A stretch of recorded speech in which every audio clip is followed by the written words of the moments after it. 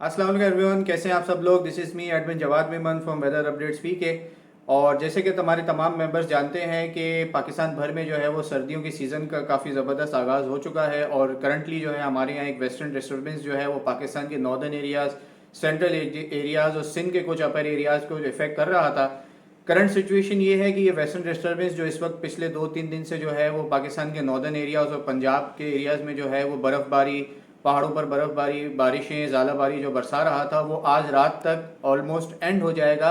इसके बाद 1 से 1.5 दिन या मैक्सिमम 2 दिन के गैप के बाद जो है एक और वेस्टर्न डिस्टर्बेंस पाकिस्तान के नॉर्दर्न एरियाज़ की तरफ मूव कर रहा है। कमज़ोर शिद्दत का है, पंजाब के कुछ अपर एरियाज़ को भी इफेक्ट करेगा, लेकिन इसके ज़ेर असर एक बार फिर जो है वो पहाड़ों पर बर्फ़बारी और नॉर्दर्न एरियाज़ और पंजाब के अपर एरियाज़ में जो है वो बारिशों का इम्कान है।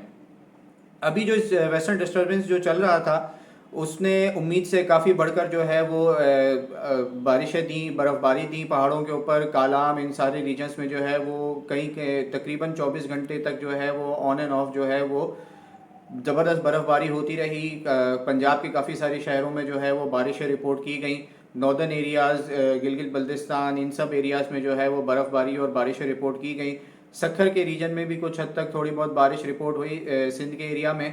अब आगे जो जिस तरीके से प्रिडिक्ट किया गया था 2 से 3 दिन 4 दिन पहले कि इस सिस्टम के निकलते ही जो है वो एक माइल्ड किस्म की कोल्ड वेव जो है वो पाकिस्तान में एंटर होगी।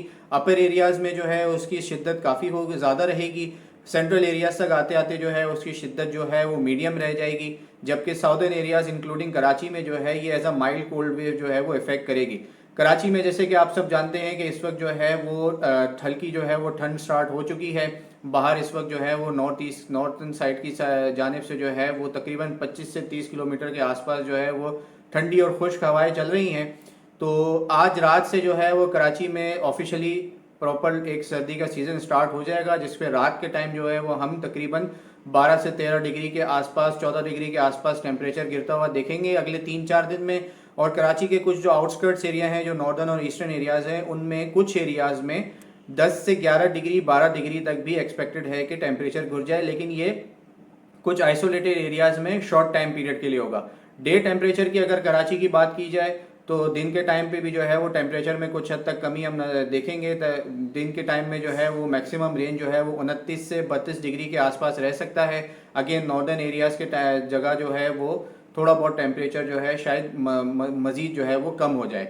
अगर इस वेस्टर्न डिस्टर्बेंस के हवाले से भी बात की जाए तो आप लोगों को याद होगा कि आज से कोई 1 से 1.5 महीना पहले हमने अपने विंटर आउटलुक में जो है वो ये चीज़ बाकायदा मेंशन की थी कि इस साल सर्दियों का सीज़न जो है वो काफ़ी हेल्दी जाने वाला है, काफ़ी बेहतर जाने वाला है, और हो सकता है कि ये अपने नॉर्मल सीज़न डेट्स के हिसाब से जो है वो कुछ 10-15 दिन 20 दिन जो है वो मज़ीद चल जाए, यानी कि थोड़ा सा प्रोलॉन्ग हो जाए।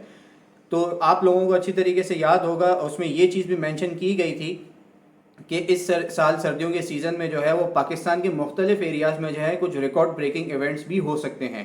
तो सर्दियों का सीज़न ये स्टार्ट होते ही जो पहला एक प्रॉपर वेस्टर्न डिस्टर्बेंस पाकिस्तान की तरफ मूव हुआ, इसमें एक रिकॉर्ड ब्रेकिंग इवेंट जो है वो ऑलरेडी रिकॉर्ड हो चुका है कि चित्राल और दिर के एरियाज़ में जो है वो पीएमडी में पिछले 2 दिन से जो है वो बर्फ़बारी रिपोर्ट की जा रही है। ये पहले दिन जो है वो तकरीबन 1 इंच बर्फ़बारी रिपोर्ट की गई, जबकि कल जो है वो तकरीबन 1.5 इंच के आसपास जो है चित्राल के रीजन में जो है वो बर्फ़बारी रिपोर्ट की गई। नवंबर में इन एरियाज़ में बर्फ़बारी होना जो है वो एक थोड़ा सा काफ़ी हद तक रेयर समझा जाता है। इन एरियाज़ में जो है वो नवंबर में इस नौयत की जो है वो बर्फ़बारी अमूमन देखने में नहीं आती है। तो ऑलरेडी सीज़न स्टार्ट हो चुका है और स्टार्ट होते ही जो है वो रिकॉर्ड ब्रेकिंग इवेंट्स जो हैं वो हमने देखना शुरू कर दी हैं। इंशाल्लाह आगे भी इसी तरीके से उम्मीद है कि ये सीज़न काफ़ी हद तक बेहतर जाएगा। तो ये तो हो गई ओवरऑल पाकिस्तान की कुछ वेदर अपडेट्स कि इस वक्त क्या सिचुएशन चल रही है और आगे जो है वो मौसम किस तरीके से चलेगा। इसके बाद जो है मैं आपको कुछ वेदर इवेंट्स जो हैं जो अक्रॉस द वर्ल्ड चल रही हैं, कुछ रिकॉर्ड ब्रेकिंग इवेंट्स चल रही हैं, उसके बारे में आपको एक छोटी सी अपडेट देना चाहूँगा। तो मेंबर्स, जैसे कि मैंने आपको बताया कि कुछ दुनिया के हवाले से जो कुछ रिकॉर्ड ब्रेकिंग वेदर इवेंट्स हो रही हैं, उसमें से एक ये बहुत बड़ा इवेंट इस वक्त देखने में आ रहा है। ये है हरिकेन आयोटा, जो कि इस वक्त सेंट्रल अमेरिकन रीजन को जो है वो हिट करने वाला है एज अ कैटेगरी 5 हरिकेन। ये चीज़ ध्यान में रखिएगा कि ये नवंबर में बनने वाला कोई ऑलमोस्ट जो है एक रिकॉर्ड ब्रेकिंग कैटेगरी 5 हरिकेन है जो नवंबर के सीज़न में बना हो अमेरिकन रीजन में।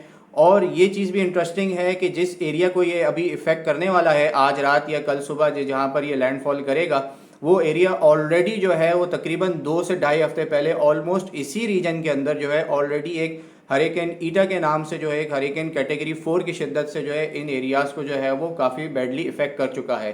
और अब तकरीबन 2 हफ्ते बाद जो है एक और हरिकेन, बहुत ताकतवर हरिकेन कैटेगरी 5 का जिसे देखने में आ रहा है इस वक्त, वो एक रिकॉर्ड ब्रेकिंग सीज़न ऑलरेडी चल रहा है अटलांटिक में। जो नॉर्मली नेम्स होते हैं वो ख़त्म हो चुके हैं और ये तकरीबन कोई 29 या 30वां स्ट्रॉम जो है वो इस वक्त अटलांटिक में मौजूद है।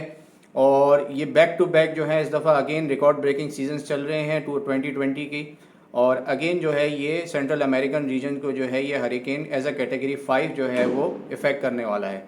तो ये थी कुछ international events, record breaking events Pakistan के। हमने पूरे मौसम को कवर किया और ये जो है कुछ इंटरनेशनल इवेंट्स हैं। इंशाल्लाह आगे भी इसी तरीके के शॉर्ट वीडियोस में मैं आपको ओवरऑल पाकिस्तान की अपडेट्स और अक्रॉस द ग्लोब जो कुछ इंटरनेशनल इवेंट्स रहेंगे इंशाल्लाह उसको भी कवर करते रहेंगे। तब तक अपना ख्याल रखिएगा और SOPs का ज़रूर ख्याल रखिएगा, मास्क ज़रूर पहनिएगा। टेक केयर, अल्लाह हाफिज़।